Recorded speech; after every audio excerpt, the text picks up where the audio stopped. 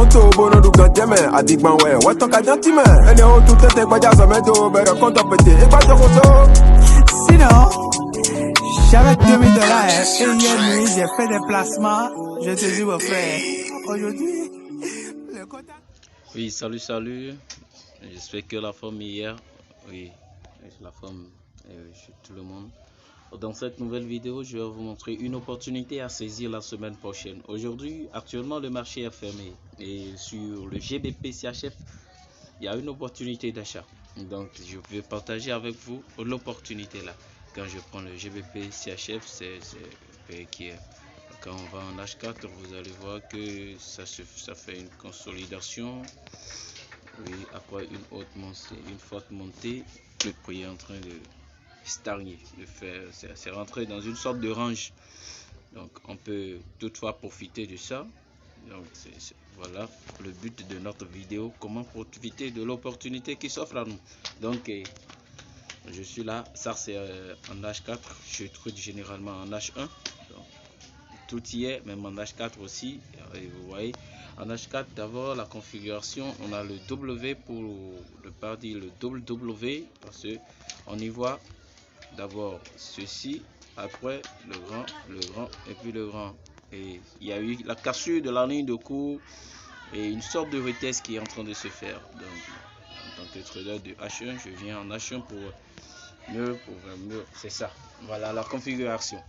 Donc après la cassure de la ligne de cours, on attend un léger retest. Avec le retest, et quand on aura les signaux les signaux de confirmation, on peut avoir les étoiles, les pin bars, les doji. Ça dépend de ce que chaque personne, chaque trader a mis dans ça en tant que signaux de confirmation. Donc soit c'est les étoiles, mais ça marche, les pin bars, les doji. Souvent c'est ça que on met dans signaux de confirmation. Donc lorsque nous allons enregistrer maintenant ces bougies, ces patterns au niveau de la ligne de cours, du rectangle en grise, là nous allons entrer dans un boy.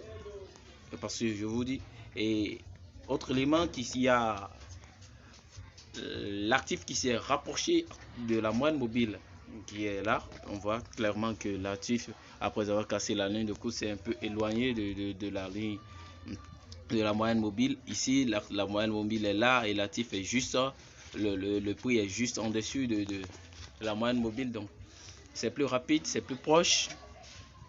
Donc on va attendre des signaux de ce niveau. Et si on a les signaux, on va faire notre entrée facilement. Si on n'a pas les signaux, on laisse l'actif filer et puis on va chercher autre opportunité. Donc on attend les signaux et lorsqu'on aura les signaux, ça peut nous faire banalement, oui, 300 pips, environ 300 pips comme ça, arrêter sur la semaine prochaine. Et combien de stop loss? On peut mettre son stop loss ici à 80, ici 90. Donc avec un stop loss de 90, on peut viser les 300 pips. Bon, on peut se donner des marges jusqu'à aller à 100. Donc le ratio est bien intéressant. Le ratio de 1/3, c'est bien intéressant. Donc il y a l'opportunité là et que j'ai voulu partager avec vous. En H4, regardez bien la structure. Il y a la ligne même en H4 aussi, il y a la cassure de la moyenne mobile et puis le retard sur la moyenne mobile. Donc on va attendre juste des patterns. L'observation des patterns, lorsque nous aurons nos patterns, nos signaux de confirmation, nous allons prendre ce bug facilement et on va en profiter. Donc je partage avec vous l'idée de l'analyse et regardez ce qu'il y a à faire, c'est juste attendre partiellement que avoir les signaux et puis prendre à la hausse.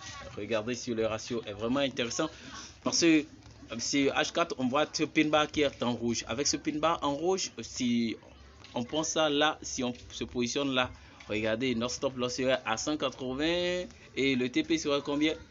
À 180. 1,1. C'est pas du tout intéressant. C'est pas un truc que moi je vais prendre. Donc je vais attendre que ça reteste, ça descende sur la moyenne mobile. C'est pourquoi en H1, je vais attendre que ça revienne encore sur le rectangle grise, que ça soit encore plus proche, même toucher la moyenne mobile qui est là. Et oui, je vais obtenir des patterns. Là, je vais prendre parce que ça m'offre plus de marge. J'ai plus de ratios et c'est ça qui fait. C'est le ratio. Plus le ratio est élevé, plus le ratio, je dis, élevé.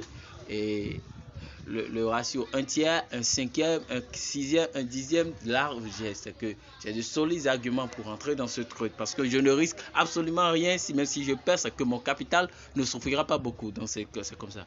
Donc si vous trouvez intéressant cette vidéo, vous pouvez commenter et puis partager, aimer, partager avec vos amis. Merci, à tout à l'heure. N'oubliez pas d'activer la cloche de notification.